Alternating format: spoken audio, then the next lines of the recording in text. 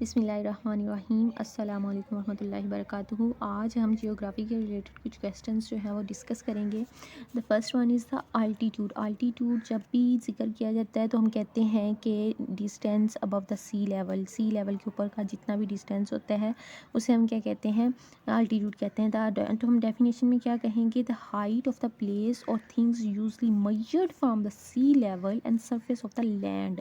Major किया जाता है हमेशा से सी लेवल से या फिर सरफेस से के ऊपर वाला हिस्सा। मीन्स कि अब ये देखें, ये हमारे पास एक यहाँ पर बताया गया नीचे वाला सबसे जो है अप्रॉक्सीमेटली 1 ATM जो है एटमॉस्फेरिक प्रेशर होता है सी लेवल का, ठीक है। और यही सी लेवल से ऊपर जितनी भी हाइट है एट हाई एल्टीट्यूड के ऊपर लो प्रेशर जाके, लो प्रेशर हाई एल्टीट्यूड होगा, हाई ज़्यादा हाइट होगी तो प्रेशर जो है वो लो हो जाएगा, ठीक है। तो मीन्स कि यही हाइट होती है, distance above the sea level is called the altitude. Next है हमारे पास एटीपोड्स। एटीपोड्स वो हमारे पास मकामात होते हैं जो एक दूसरे के मुकाबिल में हो, एक दूसरे का मुकाबले में कहों।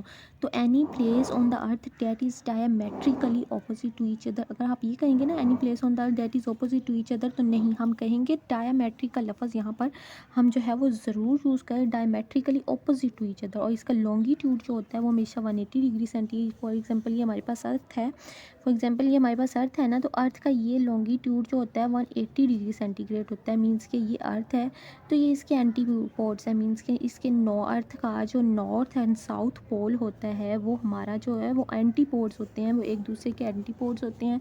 फॉर एग्जांपल अगर हम कहें कि अगर एक एंटीपोड के ऊपर अगर रात है तो दूसरे एंटीपोड के ऊपर क्या होगा, उस वक्त दिन होगा। मींस के when it is Noon on one antipode it is midnight at the other antipode.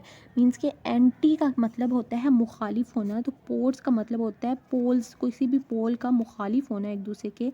Means के अर्थ के वो पार्ट्स, वो प्लेस जो डायमेट्रिकली ऑपोजिट होते हैं एक दूसरे के, नॉर्थ और साउथ पोल इसकी एग्जांपल ले लेते हैं, are the antipodes of each other. Next है हमारे पास एफिलोन। इसे हम एफिलोन भी कहते हैं, इसे हम एफिलोन भी कहते हैं। एक दूसरी टर्म है हमारे पास एपिलोन और दूसरी टर्म है पेरीहिलोन। हिलोन का क्या मतलब होता है, सन होता है, और पेरी का मतलब होता है इससे पीछे वाला, मीन्स कि उसके क्लोजेस्ट। पेरी का मतलब होता है, यहाँ पर एक बार मैं आपको बता दूं कि पेरी का मतलब होता है क्लोज, और हिलोन होता है सन। सन के क्लोज जो हिस्सा होता है उसको हम पेरी हिलोन कहते हैं। और एप हिलोन कहते हैं जो एप का मतलब होता है दूर, दूरी वाला हिस्सा। फारटेस्ट टू द सन, जो कि सूरज से ज़्यादा दूरी पर होता है, ठीक है, उसे हम क्या कहते हैं, एफिलोन कहते हैं, एफिलोन कहते हैं। अब यहाँ पर द पोजीशन ऑफ अर्थ और एनी अदर प्लैनेट, मींस कि अर्थ भी एक प्लैनेट है या फिर किसी और प्लैनेट का वो पोजीशन, किसी और प्लैनेट की वो पोजीशन इन इट्स ऑर्बिट जो कि अपने मदार में हो, when it is at its greater distance from the sun, किसी भी सन से जो है वो दूरी पर होगी तो उसे हम क्या कहते हैं, एफिलोन। और अगर यहीं पर अगर हम कह दें when it is at closest distance from the sun, closest sun के जो है वो क्लोज होगी तो उसे हम क्या कहेंगे, पेरीहिलोन कहेंगे, ठीक हो गया।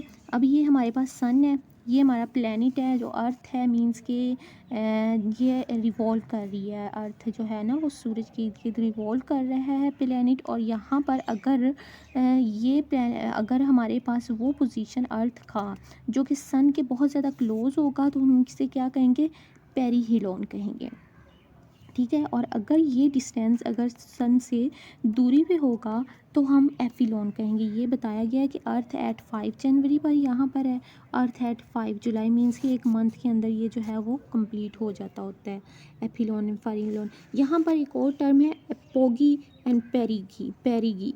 Apogee and perigee. पेरी का क्या मतलब होता है, क्लोजेस्ट होता है, अभी बताया गया। पेरी का मतलब क्लोजेस्ट होता है, एप का मतलब क्या होता है, फारटेस्ट होता है। तो यहाँ पर गी का मतलब, यहाँ पर हिलोन था, हिलोन का मतलब सन होता है, और गी का मतलब होता है अर्थ। मीन्स कि point of orbit closest to earth, ये point of orbit farthest from the earth है। अब यहाँ पर हम समझते हैं ये अर्थ है ना, ये अर्थ है, तो अर्थ के जो है वो क्लोज वाला हिस्सा क्या है, पेरीगी। सन के क्लोजेस्ट वाला हिस्सा पेरीहिलोन, अर्थ के क्लोजेस्ट वाला हिस्सा पेरीगी। और सन के फारटेस्ट वाला हिस्सा जो है वो हमारे पास क्या कहलाएगा, एपीलोन कहलाएगा। और अर्थ के फारटेस्ट वाला हिस्सा हमारे पास क्या कहलाएगा, एपोगी कहलाएगा। ये मून ऑर्बिट मैंने यहाँ पर शो किया है, ठीक है, ये इस तरह से हो जाएगा।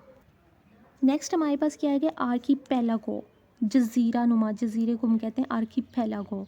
क्लस्टर ऑफ आइसलैंड, बहुत ज़्यादा आइसलैंड के ग्रुप्स होते हैं, उनको मीन्स की क्लस्टर्स वगैरह जो कि स्कैटर्ड होते हैं इन द लेक्स में, रिवर्स में एंड ओशंस में। मीन्स कि ये हमारे पास क्लस्टर बना हुआ है एक आइसलैंड का, और ये हमारे पास स्कैटर्ड हो रहा है, कहीं से आइस निकल, कहीं से लेक्स निकल रही हैं, कहीं से रिवर निकल रहा है, कहीं से ओशंस निकल रहे हैं, तो इसे हम आर्किपेलागो कहते हैं। नेक्स्ट है हमारे पास Arctic Circle. Arctic Circle northern most region of the earth. ठीक है, इसकी डेफिनेशन क्या करेंगे, नॉर्थन मोस्ट मीन्स के नॉर्थन एरियाज़ जो होते हैं ना, मोस्ट नॉर्थन एरियाज़, ठंडे इलाके जहाँ पर बहुत ही कम लोग रहते हैं। नॉर्थन एरियाज़, नॉर्दर्न एरियाज़ में लोग रहते तो हैं, लेकिन नॉर्थन मोस्ट की जब बात होगी तो वो आर्कटिक सर्कल होगा। एक इमेजिनरी लाइन होती है जो कि ड्रा की जाती है, अप्रॉक्सीमेटली लैटिट्यूड उसका 66 डिग्री 30 नॉर्थन लिखा जाता है। 30 आता है, कहीं कई जगहों पे ये 30 आया है, कई जगहों पे ये 33 आया है, तो 66 degree 33 northern. The climate north of Arctic circle is very cold होता है and few people live there. ठीक है, आर्कटिक सर्कल क्या है, नॉर्थन मोस्ट लिखा है, सिर्फ नॉर्थन रीजन ऑफ अर्थ लिखेंगे तो ये ठीक नहीं है, northern most region of the earth. ठीक हो गया।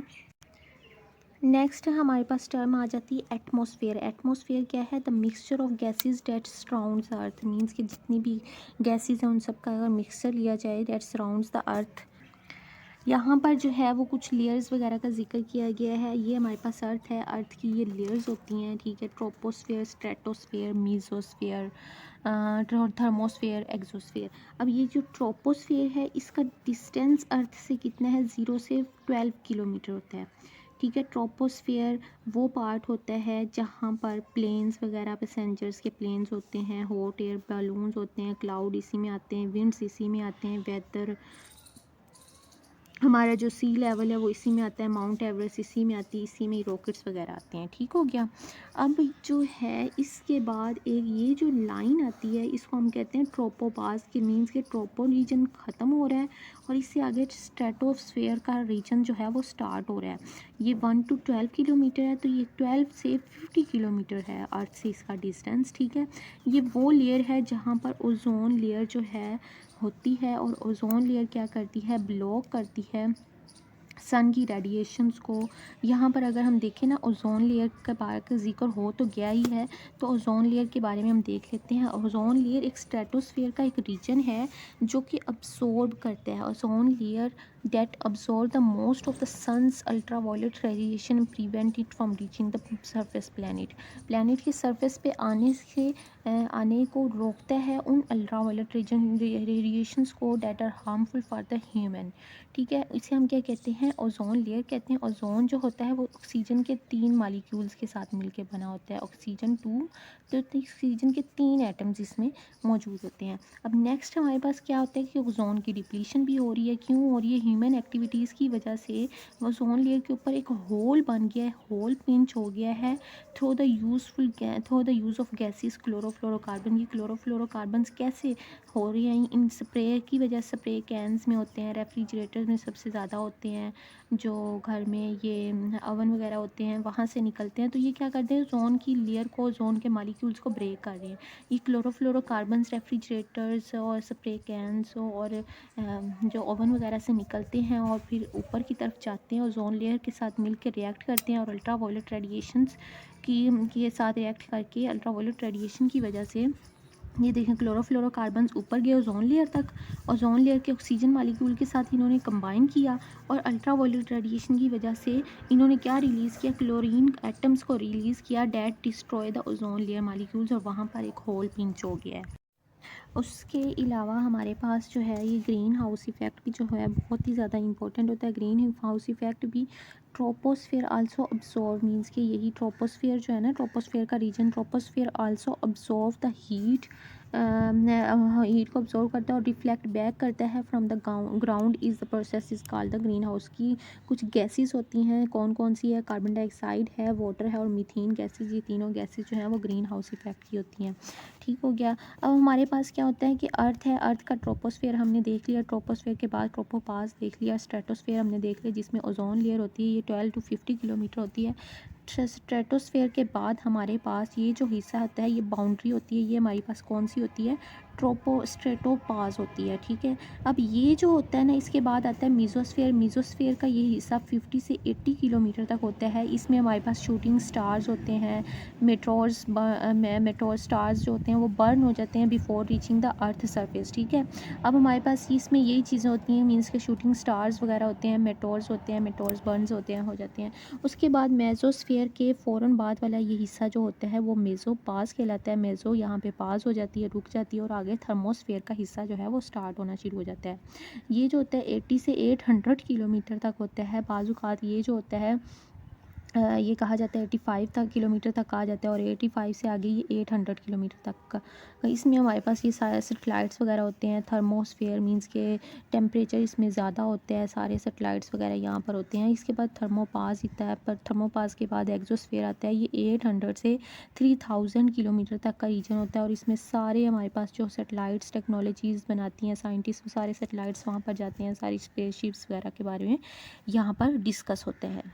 नेक्स्ट हमारे पास आ गया अटोल। अटोल अब क्या होता है, हमारे पास एक रिंग शेप कोरल रीफ होती है। आइसलैंड और सीरीज़ ऑफ आइसलैंड्स मींस के इस तरह से रिंग शेप एक स्ट्रक्चर सा बना हुआ होता है, जिसके अंदर वाटर बॉडीज़ होती हैं। वाटर बॉडीज़ कोरल रीफ क्या होता है, वो अंडर वाटर इकोसिस्टम होता है, कि वाटर के नीचे वाला जितना भी इकोसिस्टम होता है। ज़ाहिर सी बात आइलैंड है, तो आइलैंड के नीचे वाली आइलैंड के का जो पानी है उसके नीचे भी काफ़ी ज़्यादा इकोसिस्टम रहता है, इकोसिस्टम होता है। वहाँ पर पौधे होते हैं, छोटे छोटे मखलूक़ात होती हैं, ठीक है। वो सारी हमारे पास क्या मिल के क्या बनाती है, एक रिंग शेप सर्कल सा बन जाता है, उसे हम अटोल कहते हैं। द नेक्स्ट वन हमारे पास बेसिन है। बेसिन ये हमारे किचन में यूज़ होने वाला बेसिन नहीं है, ये है एन एरिया ऑफ लैंड, किसी भी ज़मीन का वो area on which water flows into the river. अब यहाँ पर एक डायग्राम के की तरह से हम समझेंगे कि ये जो है एक बाउंड्री है, अर्थ के ऊपर एक बाउंड्री सी है।